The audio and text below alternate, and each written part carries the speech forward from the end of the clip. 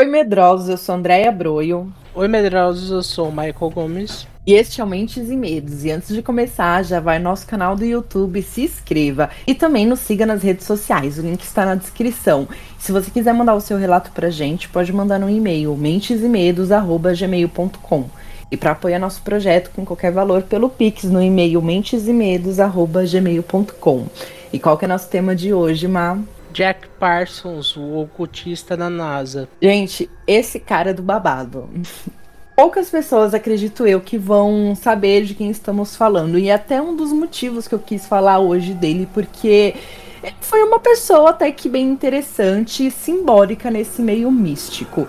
E ele se envolveu em várias polêmicas ao longo da vida dele e se envolveu com algumas pessoas poderosas. Inclusive, ele atingiu cargos poderosos, como na NASA. Ele chegou a trabalhar dentro da NASA e ele entrou na NASA numa época que a NASA ela não tinha toda essa estrutura que a gente conhece hoje. Foi antes do homem pisar na Lua. E ele foi, a gente pode até dizer, que um dos responsáveis por esse marco histórico da humanidade, né? E bom, hoje eu vou contar para vocês um pouco da história do Jack Parsons. Bom, ele desde criança, ele revelou seu interesse por experimentos envolvendo explosivos. Bom, um talento que, quando adulto, o tornou um dos pioneiros no avanço dos combustíveis líquidos e sólidos para foguetes, fundando inclusive o Laboratório de Propulsão a Jato, o JPL, da NASA. Mas junto à sua genialidade estava uma figura excêntrica e exótica, envolvida em rituais ocultos um tanto polêmicos. Jack Parsons nasceu em 2 de outubro de 1914, em Los Angeles, e cresceu em uma família rica.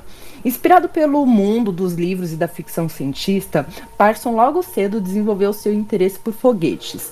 Por volta de 1928, ele começou a fazer experimentos com os foguetes amadores, acompanhando com seu amigo de escola, o Edward Foreman. Quando Parsons percebeu que ele precisava de uma base teórica para aperfeiçoar os seus experimentos, ele e o seu amigo, Ed, entraram calmamente no prédio do Instituto de Tecnologia da Califórnia e solicitaram orientações. Bom, Parsons não tinha nenhuma qualificação, além do seu diploma de ensino médio, mas o seu entusiasmo chamou a atenção do pós-graduado, Frank Melina. Em 1934, os dois se juntaram a Melina e chamaram a atenção de Theodor van Karman, o então diretor do laboratório aeronáutico. Liderados por Karman, os três formaram um projeto de pesquisa de foguetes, aliados à Caltech. Durante muito tempo, os experimentos foram realizados sem apoio financeiro e eram feitos de maneira amadora. Mas isso não era o suficiente para parar os três. Por conta dos testes com explosivos, o trio ficou conhecido por seu aparente desejo de morte coletiva e foram eventualmente apelidados de Esquadrão Suicida. O primeiro projeto de Parsons já mostrava o lado oculto do homem. Isso porque o local escolhido para o lançamento de uma série de testes com foguetes foi o desfiladeiro chamado Devil's Gate George, nos Estados Unidos. O lugar recebeu esse nome por causa de uma rocha que lembra o perfil de um demônio com chifres. Era o local perfeito para o trio que ficou famoso pelo seu desejo de morte coletiva. E por isso, né, tiveram esse apelido aí de Esquadrão Suicida. Eles não tinham tanto receio assim da morte. Durante muitos anos, os testes do esquadrão foram feitos sem auxílio do Instituto Aeronáutico e de maneira amadora, com alguns incidentes, até que eles aperfeiçoaram seus estudos e conseguiram patrocínio. Em 1939, com os auxílios, vieram a parte do Instituto Americano da Aeronáutica e Astronáutica, da Academia Nacional de Ciência, NAS, e dos militares americanos também. O maior feito de Parsons foi um estudo que desenvolveu os combustíveis de foguetes sólidos com capacidade de serem armazenados por longo período. No campo de testes do grupo, Parsons podia ser encontrado entoando cânticos pagãos, como Canto de Pan, um hino pagão composto por Crowley, antes dele lançar os seus foguetes. As chamas e as frequentes explosões compunham um cenário infernal para os seus interesses sobrenaturais. Bom, conhece Jack Parsons? O que você acha dessa figura? Eu não conhecia ele antes dessa pesquisa.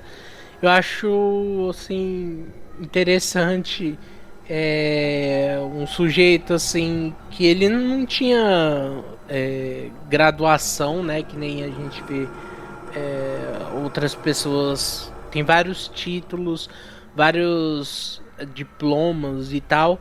E ele é um cara simples que conseguiu começar a mexer com isso e foi crescendo mesmo sem ter é, uma graduação, né? E eu acho que a É. década de 30 também era menos policiada, né? Nessa questão Ah, assim sim.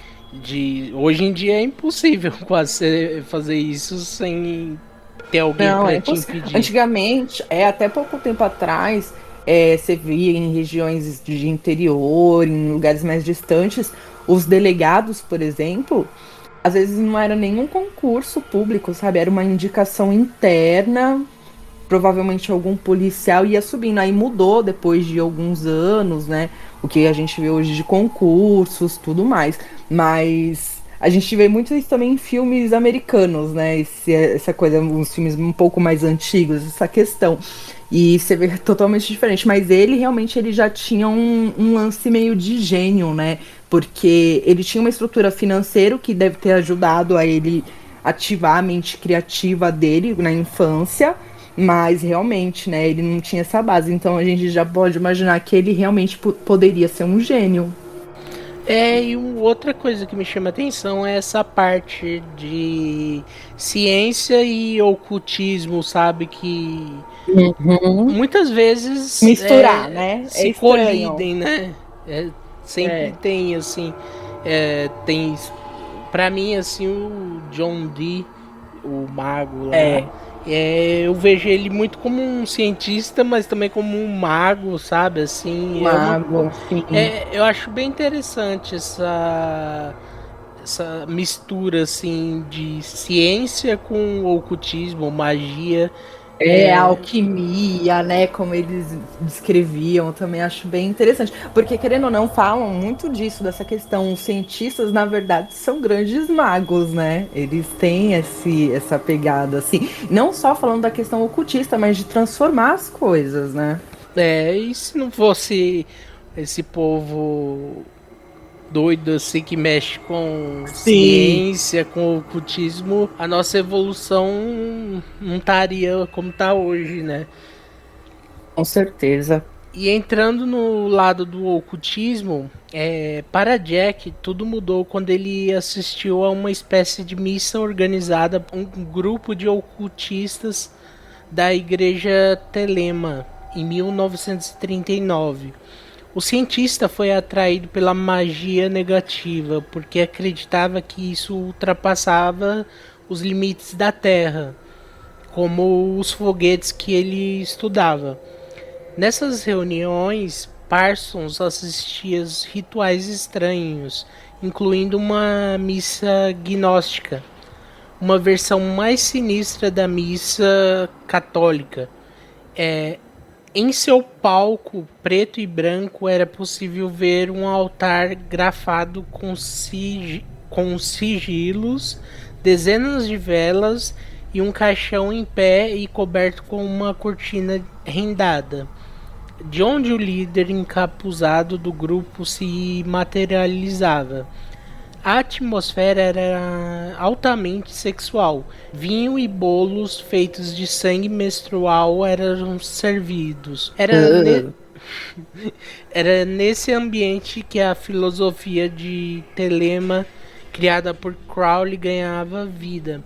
A Telema era um tipo de libertarianismo religioso que pregava o individualismo radical e a autorrealização. Sua máxima era faça o que tu queres.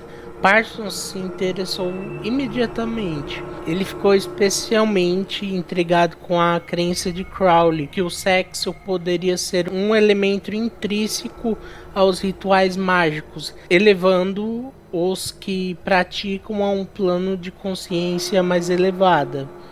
Em 1941, ele e sua primeira esposa, Ellen Northup, juntaram-se no Agape Lodge, um ramo californiano da região de Telemita.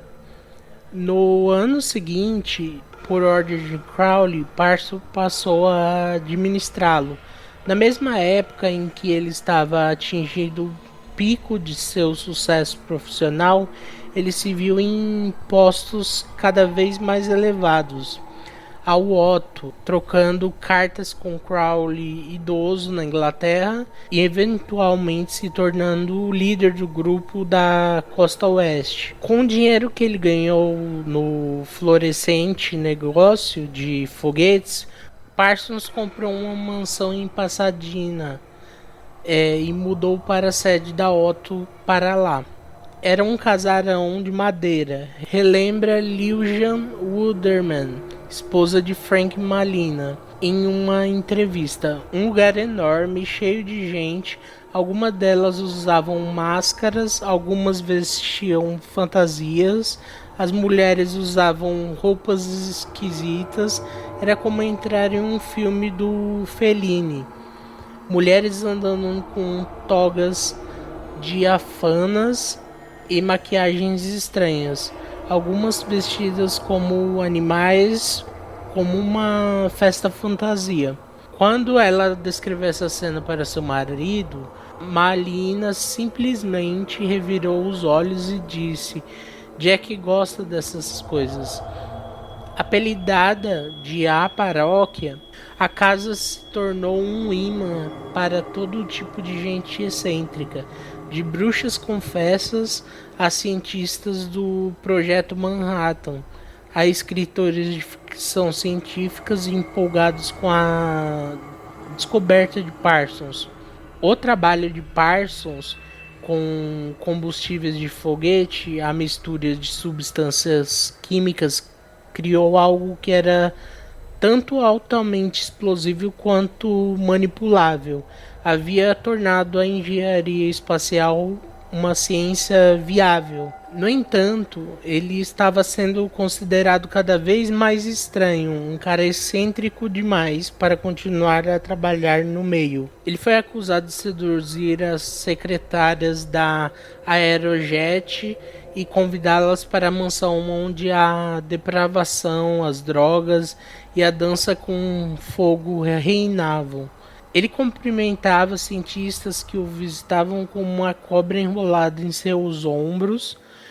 No trabalho, ele chegava atrasado, esfarrapado, dirigindo um Packard velho e tratava o laboratório de propulsão a jato como seu parquinho particular. Em 1943, Parsons foi gentilmente chutado para fora da ciência que ele mesmo havia criado. Seus sócios ofereceram $20 mil por sua parte na Aerojet e, se sentindo ignorado por um número crescente de cientistas envolvidos no negócio, decidiu deixar os foguetes. Ele tinha 30 anos de idade. Demitido de seu cargo, o homem começou a trabalhar em casa fabricando explosivos. Nossa, você vê, um cara com 30 anos já tinha feito um monte de coisa, né? Caramba. Ficou passada. E uma coisa que eu fico imaginando, assim, essas festas da casa dele, como que não devia ser. E é bem aquele tipo de festa que a gente comenta sobre seita, sabe? As pessoas encapuzadas, com máscaras, uma coisa bem nesse nível mesmo. E você vê, né? Existe. E eu tenho certeza que só frequentavam pessoas famosas ali também, pessoas ali do meio, você vê, gente do meio do Projeto Manhattan, projeto que construiu a bomba atômica, sabe? Você vê, tem muita gente poderosa envolvida nessas questões, né? Geralmente, né? Eu acho que isso é verdade e isso tá, tipo, a gente vê na cultura pop, seja em filmes, séries, que sempre são as pessoas mais poderosas, assim, que conseguem ter acesso a essas reuniões. Sim, e eu vejo também uma questão, ele ganhou até, né, a confiança do Crowley, você vê que ele já começou a ficar como líder em determinadas igrejas ali, né, que Eles colocavam em regiões, ele já tinha uma comunicação com o Crowley. Crowley nessa época, como a gente mesmo disse, ele já estava mais idoso, já tinha uma fama, né? Tipo, deve ser um sonho para um cara que Uhum. Virou um começou pupilo. é trocar cartas, ter o aval assim para se tornar o líder naquela parte do mundo, assim, deve ser muito bacana. Bom, e ele acabou mergulhando de cabeça na magia por causa disso. Não apenas na magia de Crowley, mas também em novos rituais criados por ele mesmo. Sem nunca negar o seu passado científico, ele buscava provas físicas de que a sua magia era real. O seu objetivo era presenciar fenômenos e manifestações de todos os tipos. Muito curioso, né? E usar a ciência para isso eu também acho bem interessante. Bom, sem o seu trabalho científico para contrabalancear os seus interesses, seus colegas da Otto começaram a se preocupar com o seu novo fervor mágico. Bom, eles dizem que algo estranho estava acontecendo. Descreve até a Jane Wolfson em uma carta para um membro da Otto. Nosso próprio Jack está enamorando pela magia de Uforte, que é um tipo de magia de terreiro voodoo, de rituais voodoo. Então, em determinada época, ele começou a estudar esse lance mais voodoo também. Bom, Pearson mergulhou no mundo da magia negativa com afinco. Em 1945, ele acabou conhecendo um escritor, L. Ron Hubbard, fundador da Igreja da Cientologia, para você que não conhece. E a amizade entre os dois iria mudar a sua vida. A dupla seguiu trabalhando juntos, inclusive realizando uma série de rituais ocultos envolvendo sexo. O objetivo era fazer com que o espírito da deusa de Babilônia encarnasse em Sara, na sua cunhada. Ele também tinha a ideia de fazer um filho nesses rituais, que seria o filho da lua, ou o Messias que traria o Armagedon. Bom, ainda em 1945, Pearson teve um caso com a Sarah, né, que é sua cunhada, e ele acabou se separando da sua esposa, a Ellen, e abandonando. Sem nenhum resultado, a amizade entre Pearson e Hubbard acabou quando Hubbard fugiu com Sarah, deixando Jack sozinho. Ó, os barracos, né? L. Hubbard, o amigo talarico, era conhecido no círculo ocultista como alguém que contava histórias completamente fantasiosas e insistia que seu público deveria acreditar em sua veracidade. Seus colegas ocultistas tinham várias ressalvas contra ele. Um relata aqui: lembro que seus olhos azuis claros e cansados, que me lembram de um pistoleiro do Velho Oeste, me encarando com seriedade quando ele falava, como se ele quisesse ver o quanto eu acreditava nele. Não muito, mas Pearson, que sempre esteve propenso a acreditar, caiu em seu feitiço. Lembra-se Jack Williamson. Eles treinavam esgrima, discutiam sobre magia e até faziam rituais juntos. Hubbard se mudou para a mansão de Peterson e ali eles praticavam um amor livre. Passou por todas as namoradas dos habitantes da casa, seduzindo-as e impressionando-as igualmente. Quer você seja um membro da Otto ou um escritor de ficção científica, a sua mulher ou namorada não estava salvo dos poderes de sedução do Hubbard, nem mesmo a namorada de Pearson. Mas Hubbard compensou as suas falhas ajudando Pearson com o maior ritual mágico que ele já havia feito. O ritual era conhecido como a Missão Babilônia, uma tentativa de fazer Sarah receber o espírito daquela deusa de verdade no corpo dela. Os dois passaram semanas entoando cânticos, desenhando símbolos ocultos como espadas e derramando sangue de animais em ruínas e se mexendo ali, se tocando também para impregnar as tábuas mágicas. Crowley ficou chocado quando recebeu essa notícia. No dia 22 de maio de 1946, ele escreveu um telegrama para um membro da Otto que dizia o seguinte: suspeito Ron brincando com confiança. Jack Pearson, tolo fraco. Vítima óbvia, vigarista espreita. No final do processo, Pearson acreditava que os rituais haviam sido um sucesso, declarando-os como o maior feito de sua vida. Mas Crowley estava certo sobre Hubbard. Mais tarde, Pearson se desligou da Otto, após Sarah e Hubbard detonarem com todas as suas economias. Em uma carta escrita para Crowley em julho de 1946, Pearson escreve que, com a desculpa de investir em um novo negócio, Hubbard havia fugido com a sua namorada e levou 20 mil da sua poupança, jogando Pearson em uma espiral de insegurança e depressão.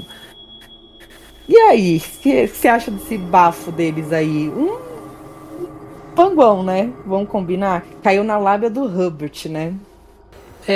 A gente já comentou aqui sobre a vida do Hubbard, né? Um pouco no episódio que a gente fala sobre a cientologia e tal. E não só ele, né? Mas milhares de pessoas ainda continuam caindo Pois na é. lábia do que ele criou, né? Que é a igreja da cientologia. Cientologia. E era um escritor de ficção científica, inclusive era um meio que o Jack frequentava, né? E provavelmente ele deve ter conhecido Hubbard nesse meio aí de escritores da ficção científica. Inclusive foi em uma dessas rodas de reunião que Hubbard falou para os seus colegas que se eles quisessem ficar ricos, era só abrir uma igreja e inventar uma religião. Ou seja, né? Tipo, ele Né? mesmo fez aquilo e deu super certo, né? Porque tem muita gente que segue. Mas você vê que Crowley já não acreditava nele, né? Já não curtia muito, vigarista, ó, pegou pesado ali, né? E assim, eu não conheço, é claro, né? Eu não conheci o Crowley, não tenho, não tive nenhum contato com ele, mas eu vou muito com a cara dele. Eu já falei sobre isso no episódio que a gente comenta sobre ele. E tipo assim, é muito legal ver que ele já se ligou É, qual era do também cara, né? percebeu. Ganhou E mais um pontinho, né? é, e é engraçado, né, que gente charlatão assim consegue se infiltrar em bastante meios, né, de gente poderosa, né, consegue enganar bastante e o Hubbard não é um cara que Diferente, né? é Eu acho que tem uma questão aí de psicopatia, talvez, que tem essa questão da sedução, da lábia, porque falam que ele tinha uma lábia, mas para uma pessoa um pouco mais afiada e treinada, como por exemplo o Crowley, já se ligava que o cara tava falando ali, tipo, o jeito até que os colegas, né, deles falando nas cartas, meu, até o olhar do cara dá para perceber que ele tá te olhando, te analisando, e tem muito disso na cientologia, né, com aqueles equipamentos que eles utilizam, sabe? Tipo, é um tipo, sei lá, de hipnose, às vezes, até que trabalha. Eu acho muito louco. Uma coisa que eu achei muito interessante que aconteceu com o Berço, que eu dei bem feito pra ele, é que ele abandonou a mulher pra ficar com a cunhada, e a cunhada abandonou ele pra ficar com o Herbert. E ele ficou sozinho no final, né? Tudo bem que era amor livre ali, mas deve ter rolado uma dorzinha de cotovelo, né? uma justiça poética, né? Agora eu fico pensando, como que uma pessoa conseguia se apaixonar pelo Hubbard? Tem uma foto que mostra os dentes dele, tudo podre. Ai, ele devia ter um bafo. Ai, credo, não quero nem pensar nisso. E continuando, tem o fim do Parsons. Em 1949, o FBI começou a investigá-lo com a justificativa de que ele estivesse planejando entregar segredos sobre os foguetes que projetava para os israelenses, podendo ser um risco para a segurança do país. Ele conseguiu alguns trabalhos de consultoria na área de engenharia espacial, mas foi excluído da indústria durante a Guerra Fria.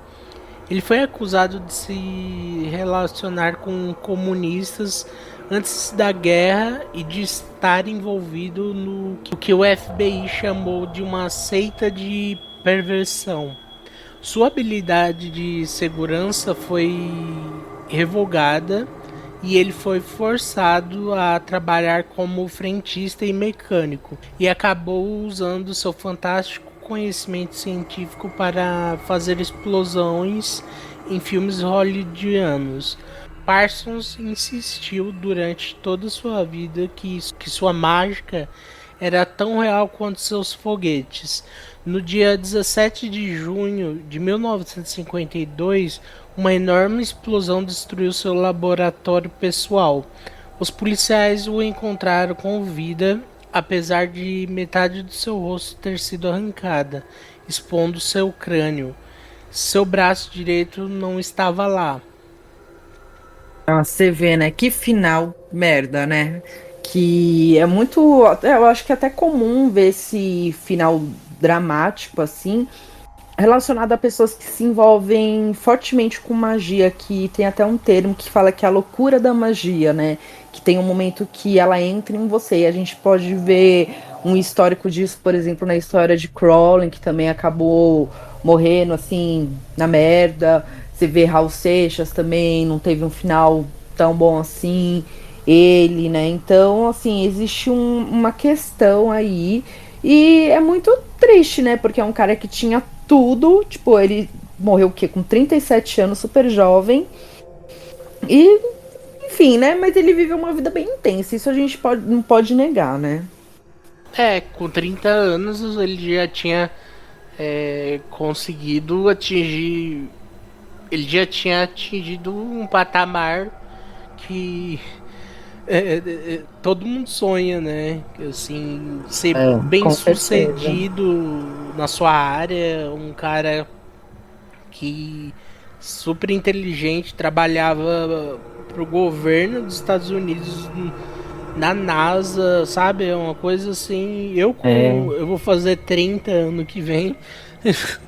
Não consegui construir nada e eu fico até com inveja do que Sim. ele De uma construiu. mente genial. É, É, com é certeza. muito admirável.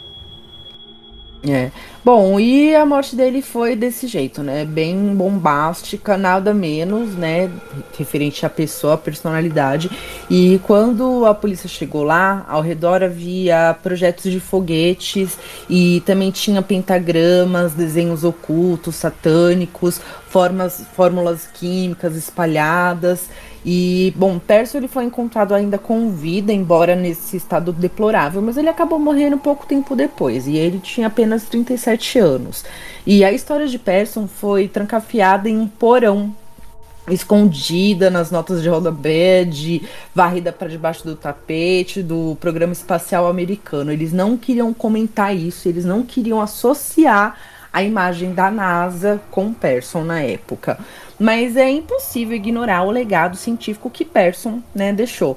Ele forçou o governo dos Estados Unidos a explorar uma ciência que já haviam desprezado e ergueu os pilares do futuro dos foguetes que levariam o homem para o espaço, né, no final das contas.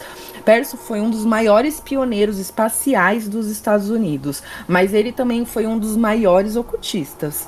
Durante a sua vida, Jack Persson realmente preparou o palco para uma nova geração. Graças às suas intuições, o homem conseguiu sair da atmosfera terrestre e começar a sua exploração do espaço. A JED propôs um laboratório que ele ajudou a fundar, hoje emprega mais de 5.500 cientistas e tem um orçamento anual de mais de 1.400 bilhões de dólares. Lá, as sondas lunares, as sondas Voyager 1 e 2 foram construídas. Uma cratera no lado escuro da Lua também foi dedicada a Persson. Em sua intenção era fazer o homem reclamar a sua herança antiga às estrelas. Então Persson fez isso. E é isso, eu acho muito interessante. É uma figura assim que eu acho que a falha dele, sinceramente, foi se envolver com o Herbert.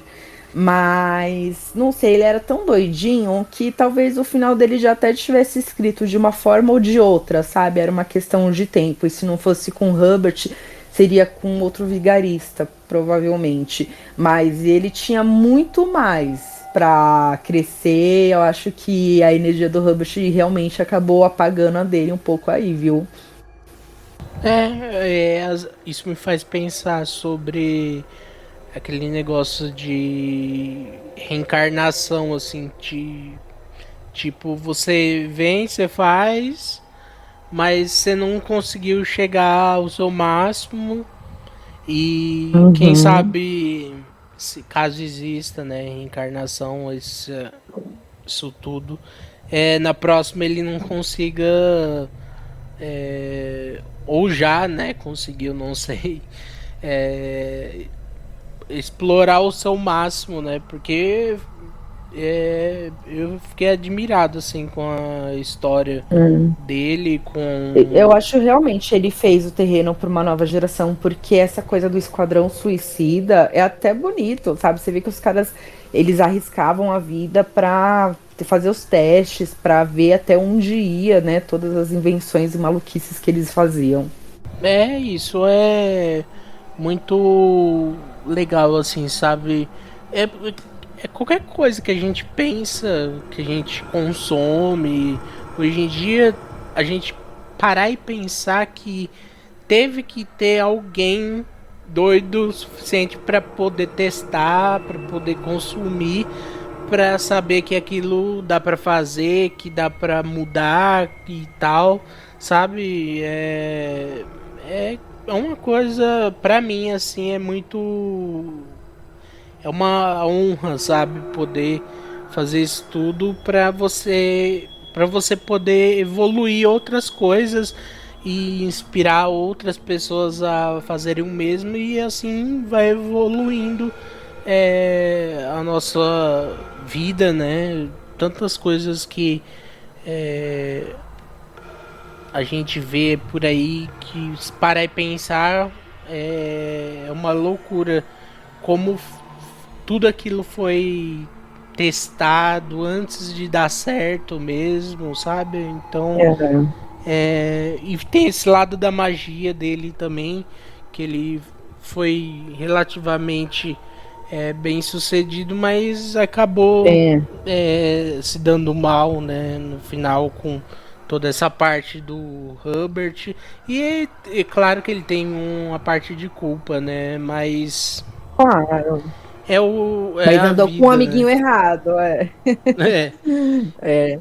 Então, eu vou indicar a série Strange Angel. Eu ainda não assisti essa série, eu vi alguns trechos, mas mostra a biografia da vida dele. É baseada em livros que tem a biografia dele e é bem interessante. Parece que a história, pelo que eu vi, é bem fiel ao que se passou com ele, todo esse envolvimento com a magia, todo esse preconceito que a NASA tinha. Você vê que hoje a NASA já não liga mais, né? Pelo contrário, já até batizou o cratera de Lua com o nome dele.